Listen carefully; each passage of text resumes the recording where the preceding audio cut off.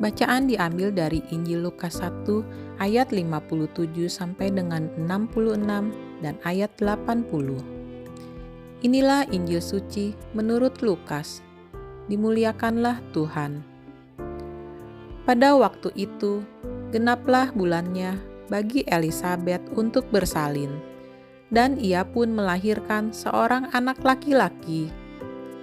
Ketika para tetangga serta sanak saudaranya mendengar bahwa Tuhan telah menunjukkan rahmat-Nya yang begitu besar kepada Elisabet, bersukacitalah mereka bersama-sama dengan dia.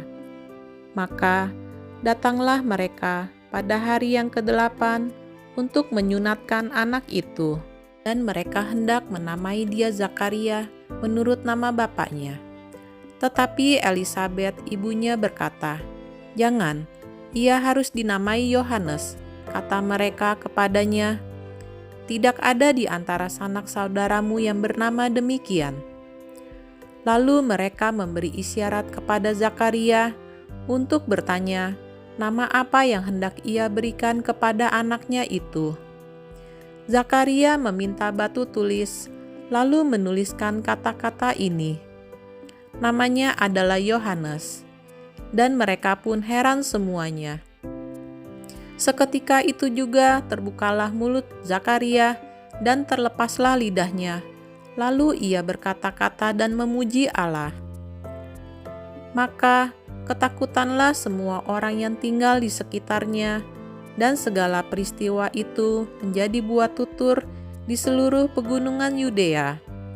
Semua yang mendengarnya merenungkannya dan berkata, "Menjadi apakah anak ini nanti? Sebab tangan Tuhan menyertai dia." Anak itu bertambah besar dan makin kuat rohnya. Ia kemudian tinggal di padang gurun sampai tiba harinya ia harus menampakkan diri kepada Israel. Demikianlah sabda Tuhan. Terpujilah Kristus. Untuk kita renungkan, hari ini kita memperingati kelahiran Yohanes Pembaptis. Kelahiran Yohanes adalah mujizat. Ia dilahirkan dari orang tua yang sudah berusia lanjut.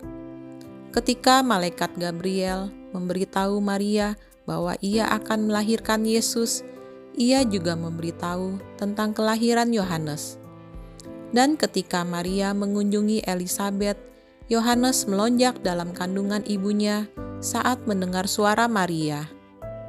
Kehidupan Yohanes adalah teladan keseriusan menjalani kehidupan Kristen, serta panggilan kita dalam pelayanan apapun bentuknya. Yohanes hidup untuk memperkenalkan Yesus Kristus kepada sesamanya. Ia berfokus pada misi yang telah Allah berikan pada dirinya. Yohanes juga mengetahui pentingnya bertobat dari dosa dan hidup yang kudus dan benar. Sebagai hamba Allah, ia tidak gentar menyampaikan kebenaran, meskipun ia harus mengecam orang-orang ternama seperti Herodes atau kaum Farisi. Pesan Yohanes Pembaptis cukup sederhana dan singkat.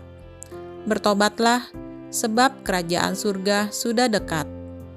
Bahkan Yohanes juga pernah berkata, "Ia harus makin besar, tetapi aku harus makin kecil."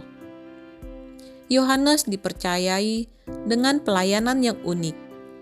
Kita dapat mengikuti teladan kesetiaan dan ketaatan Yohanes pada Allah dan menyatakan kebenarannya dalam situasi yang Allah izinkan bagi kita.